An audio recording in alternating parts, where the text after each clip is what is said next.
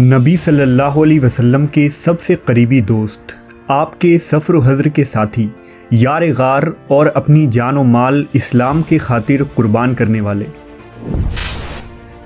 مسلمانوں کے پہلے خلیفہ حضرت ابو بکر صدیق رضی اللہ تعالیٰ عنہ۔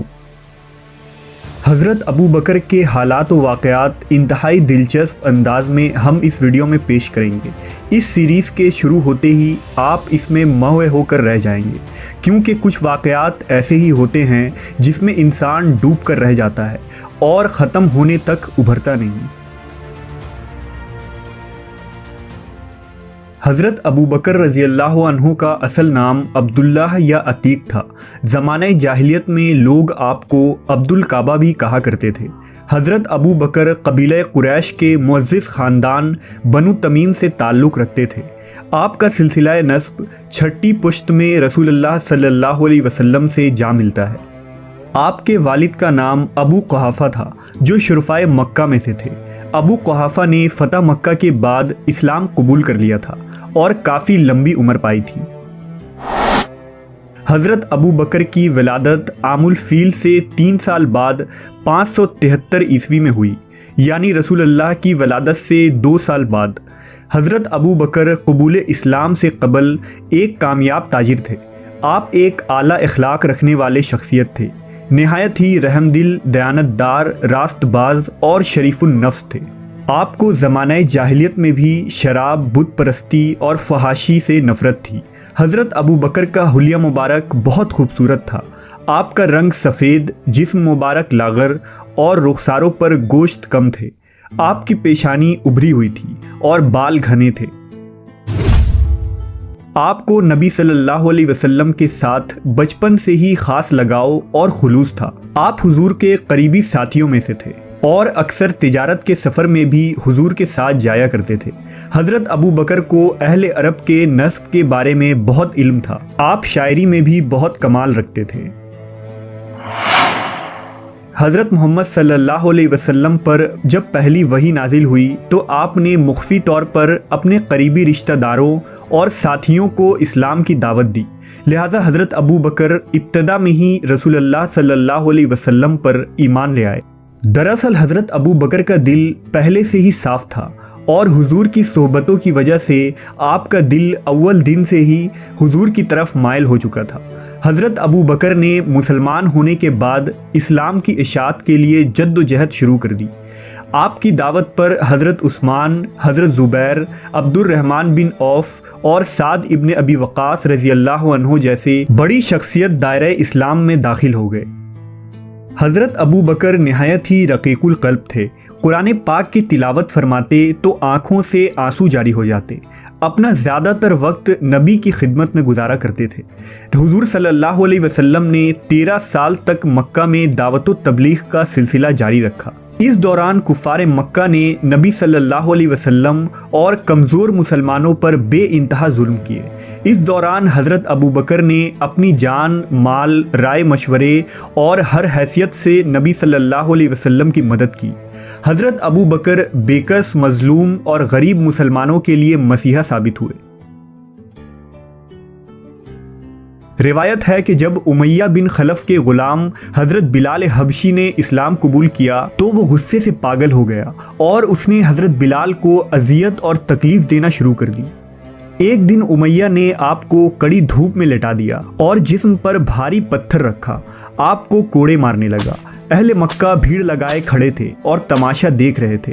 وہاں حضرت ابو بکر بھی موجود تھے۔ آپ سے یہ دلخراش منظر دیکھا نہ گیا اور آپ امیہ کے پاس گئے۔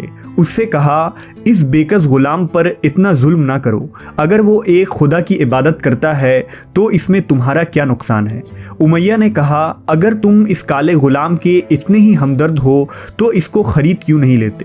لہذا حضرت ابو بکر نے دینار کی تھیلی امیہ کو تھما دیا اور حضرت بلال کو آزاد کروا دیا۔ جب نبی صلی اللہ علیہ وسلم کو اس کی خبر ملی تو آپ بہت خوش ہوئے۔ حضرت ابو بکر نے بے شمار غلاموں کو ان کے ظالم مالکوں سے خرید کر آزاد کروایا تھا، جن میں حضرت بلال، عامر بن فہیرہ، نہدیہ، جاریہ، بنی مومل وغیرہ شامل ہیں۔ حضرت ابو بکر کو حضور سے بے پناہ الفت و محبت تھی۔ جب کفار نبی کو تکلیف پہنچاتے تو حضرت ابو بکر آگے بڑھ کر سینہ سپر ہو جاتے تھے۔ ایک دفعہ حضور خانہ کعبہ کے پاس نماز ادا کر رہے تھے کہ ایک مشرک نے اپنی چادر سے آپ کی گردن میں پھندا ڈال دیا۔ اس وقت حضرت ابو بکر وہاں پہنچ گئے اور اس مشرک کو پکڑ کر نبی سے علیحدہ کیا اور فرمایا، کیا تم اس کو قتل کرو گے جو تمہارے پاس خدا کی نشانیاں لایا اور کہتا ہے کہ میرا رب اللہ ہے؟ جب مکہ میں کفار و مشرکین کے ظلم دن بدن بڑھتے چلے گئے اور مسلمانوں کا اب یہاں گزارا ممکن نہ رہا تو حضور نے مدینہ کی سرزمین میں ہجرت کا ارادہ کیا، جہاں کے لوگ مسلمانوں کو پناہ دینے کے لیے تیار تھے اور مدینہ کی فضا مسلمانوں کے لیے مواقف تھی۔ لہٰذا حضور نے مدینہ ہجرت کی تیاریاں شروع کر دی۔ اس سفر میں حضور نے حضرت ابو بکر کو اپنے ہمراہ لیا۔ حضرت ابو بکر نے پہلے ہی 2 اونٹ تیار کر لیے تھے، ایک پر خود سوار ہوئے اور ایک پر نبی صلی اللہ علیہ وسلم سوار ہوئے، اور یہ مختصر سا قافلہ مدینے کے لیے نکل پڑا۔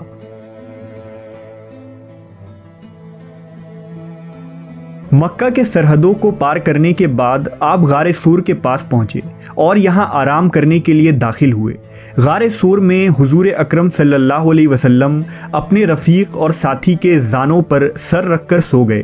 اتفاقاً اس حالت میں ایک زہریلے سانپ نے ایک سوراخ سے سر نکالا، لہٰذا حضرت ابو بکر نے اپنی جان کو خطرے میں ڈال کر اس پر پاؤں رکھ دیا تاکہ نبی کی نیند خراب نہ ہو، لہٰذا سانپ نے آپ کو کاٹ لیا۔ زہر اثر کرنے لگا اور درد سے آپ کے آنکھوں سے آنسو جاری ہو گئے۔ آنسو کا ایک قطرہ ڈھلک کر حضور کے چہرہ انور پر ٹپکا، جس سے آپ صلی اللہ علیہ وسلم بیدار ہو گئے۔ حضور نے اس وقت اس جگہ جہاں سانپ نے آپ کو کاٹا تھا لعاب دہن لگایا اور کچھ ہی لمحے میں زہر کا اثر ختم ہو گیا۔ ادھر مکہ والوں کو خبر ہو گئی کہ حضور راتوں رات ہجرت کر گئے ہیں، لہذا کفار نے یہ اعلان کر دیا انہیں پکڑ کر لانے والوں کو 100 اونٹوں کا انعام دیا جائے گا۔ لہذا مشرکین نے مکہ کے ہر گھاٹی، جنگلات اور پہاڑوں میں تلاشی شروع کر دی۔ مشرکین کے سپاہی تلاش کرتے ہوئے غار سور تک آ پہنچے۔ جب حضرت ابو بکر نے ان کی آنے کی آہٹ سنی تو گھبرا گئے اور بولے، اگر وہ ذرا بھی آگے آئیں تو ہمیں دیکھ لیں گے۔ اس پر نبی صلی اللہ علیہ وسلم نے فرمایا، مایوس نہ ہو، ہم صرف 2 نہیں ہیں بلکہ ایک تیسرا بھی، یعنی اللہ ہمارے ساتھ ہے۔ اس پر حضرت ابو بکر کو اطمینان ہو گیا۔ اللہ کی قدرت سے غار کے منہ پر ایک مکڑی نے جالا بن دیا اور کنارے پر کبوتر نے انڈا دے دیا۔ جب سپاہیوں نے یہ دیکھا تو کہنے لگے کہ اس غار میں کوئی نہیں ہے، اگر کوئی ہوتا تو مکڑی جالا نہ بنتی، نہ کبوتر یہاں گھونسلے بناتی، لہٰذا وہ وہاں سے واپس لوٹ گئے۔ حضور اپنے ساتھی حضرت ابو بکر کے ساتھ اس غار میں 3 دن اور 3 رات مقیم رہے اور پھر آگے کا سفر شروع کیا۔ ربیع الاول نبوت کے 14ویں سال آپ صلی اللہ علیہ وسلم یار غار حضرت ابو بکر کے ہمراہ مدینہ کے قریب پہنچے۔ مدینہ والوں نے آپ کا استقبال کس طرح کیا اور مدینہ کی زندگی میں حضرت ابو بکر نے کیا خدمات انجام دیے، ہم اس ویڈیو کے اگلے پارٹ میں جانیں گے۔